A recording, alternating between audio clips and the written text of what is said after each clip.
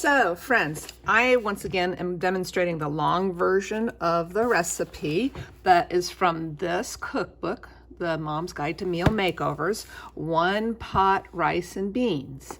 And if you don't want to do all of this chopping and cutting that I'm about to do, you can do what they recommend in the recipe. You can just have 2.5 cups of frozen mixed vegetables. That's perfectly fine, but I like to chop vegetables and cut vegetables. So I'm gonna give a little demonstration here, and then I'm gonna get ready to go on to the next step.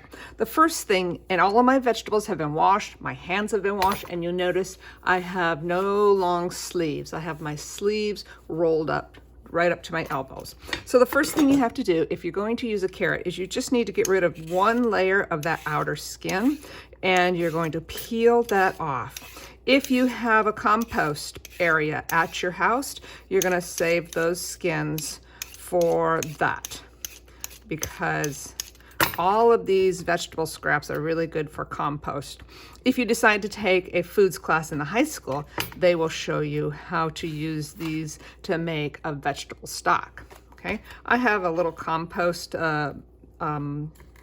bucket that sits right on my kitchen counter because I do a lot of cooking like this. The second thing is the celery. And if you have any celery that's kind of like wimpy, like, you know, like limp, perfect use for it. So let's talk about cutting these two first. Two things that are super important when you're going to use a knife, and I recommend that you use a knife just like this, a chef's knife.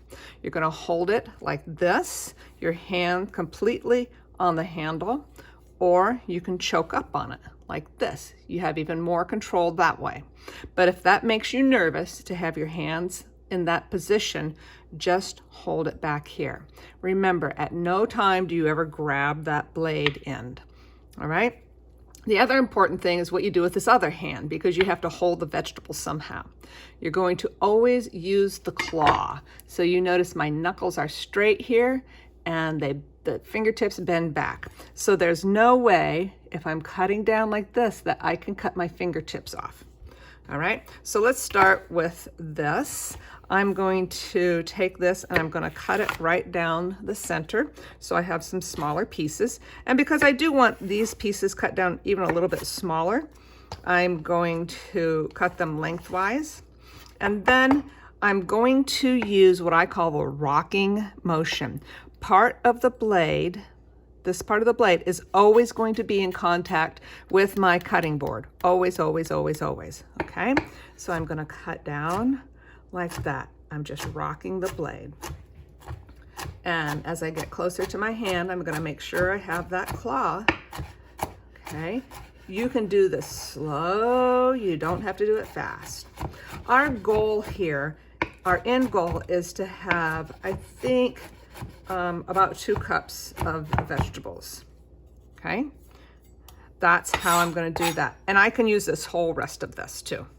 Now with the carrot, it's a much, much, much, much harder thing, right? So if you want, you can cut it in half, okay? Then get it lengthwise, get it set in there, start your knife, the blade tip is on the cutting board, and cut down. So now you have it on a flat surface. It's not rolly around like that, all right? So you got 2 flat surfaces. Once again, you've got the claw, you've got part of the blade always in contact with the cutting board, and you're just going to keep chopping down. That's how you're gonna cut the carrots. Okay, I'm gonna come back and cut the rest of those in just a minute. Okay, these are all going into my pot at the same time, so I'm just gonna set them on the side. Now, when we get ready to talk about these two, they require some little special attention, okay? With the bell peppers, there's a big seed pod on the inside of here that you want to get rid of. I cut it in half very carefully so I don't disturb that seed pod, right? I'm gonna open it up like this, just like that. And hopefully all of those seeds stay together like that, all right? Then I'm gonna get my little compost pile right here, And I'm just going to carefully pull that out. I'm going to take that little part off because I will eat those. There's no waste here in my kitchen. I used to work at a restaurant called Sans Souci, which means, in French, it means without worry. And the chef used to always say, there is no waste at the Sans Souci. And that's a good way to be. All right, so now I have half of a bell pepper here, and there's my other half. I'm just going to demonstrate how to cut this. All right, here's how I distinctly prefer that you cut a bell pepper. Okay, you can do one of two things. You can take a paring knife. The small knife is called a paring knife, and you can cut it into strips, okay, like this, because we're going to start with strips like that. Okay, these are what I call strips. Or you can take the chef's knife with this finger in the, what's that called? Remember, the point of the knife is down like this, right? So I'm going to cut it in a bunch of strips. And when I get down to the end, I can barely hold it. So I'll just pull my hand away. It doesn't matter if it ain't perfect. And then what we're going to do is we're going to line up our strips here. And then we're going to do the same thing. We're going to chop, chop, chop, chop. Okay, so these do not have to be in super tiny pieces.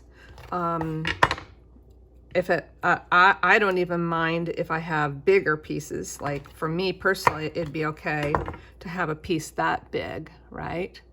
But for you guys, I think I'm going to suggest that you try to cut them down into pieces about that big. You can see by my hand how big that is. Okay, I'm going to come back and cut the rest of these in just a minute. Okay, but I want to talk first about the onion because that's going to be probably the most challenging thing here. Okay, so your onion, you never, of course, use any of this papery stuff. So once again, I'm going to bring my compost pile right here, and I'm going to pull that papery skin off of the onion.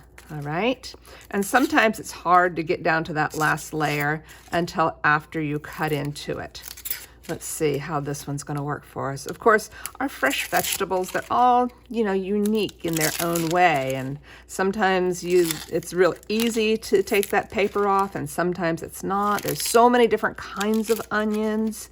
This is just a plain basic yellow onion, and I'm pretty much taking everything off right there. Okay, now with the onion, you notice there's this end, that's the root end, like that. Oops, let me get it right in the camera. That's the root end. Okay, we're going to try to keep that intact for the most part.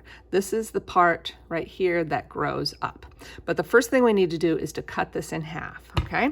And this is a little tricky, so if you're not sure or you feel really apprehensive about this, ask a parent for help, all right? So I'm going to get my knife started. Okay, I'm going to hold it on either side to get my knife started. It's too big of a thing for me to have the knife tip on the board.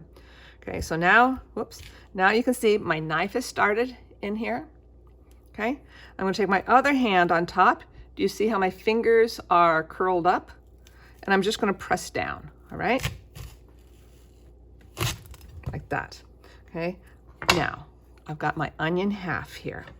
So I'm going to show you how to do this. Knowing how to cut an onion, gosh, that's such an important skill. I think onions and bell peppers and, you know, these ingredients that I'm showing you here, these are the basic ingredients that I cook with every single week. All right, so I'm going to cut off the tip, very top part. That, of course, has, remember that brown stuff? I'm going to put that in my compost pile. Now, once again, I'm going to leave this root tip intact. Watch how I do this. Okay, you can use a paring knife, you can use a chef's knife. I'll try the paring knife. I almost always use a chef's knife. I'll try the paring knife. Okay, I'm going to cut straight lines up here. Okay, I want to try to keep it all together. Okay, see, that's maybe about a ½ of an inch away. Okay, about another ½ of an inch away. And my goal is to have this whole thing still connected so that if I pick it up, it's still holding together. And if I try to hold it by that root tip, you can see it's still pretty much held together, okay? Because the onion has these beautiful layers here, right? It's going to be real easy for us to get it in small pieces now. So remember, once again, cut it this way, and then we're going to cut down this way, okay? Hands in a claw. And because this is so high up, it's going to be hard for me to keep the tip of my knife on the board. So I am going to have to lift it up. Down once, twice, and you see, this is about the sizes that I'm getting here, okay?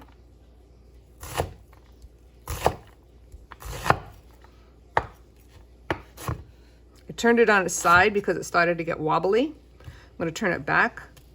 With an onion, when it gets kind of wobbly, sometimes you can flip it around a different way.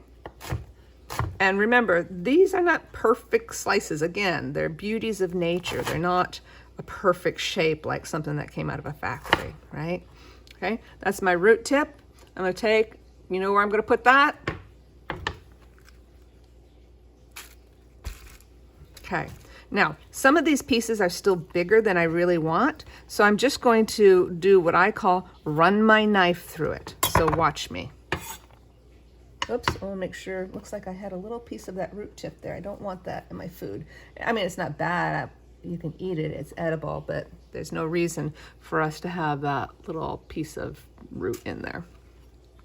Okay, there's another one right there. So I'm going to get rid of that.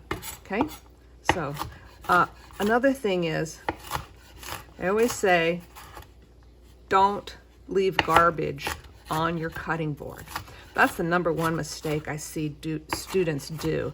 You know, they'll leave something like this on the edge of their cutting board, and then they accidentally cut it, then it gets in their food, and you know, and that's not a great thing to eat. It's not going to taste good. It's going to be weird. So I should have had a bigger cutting board.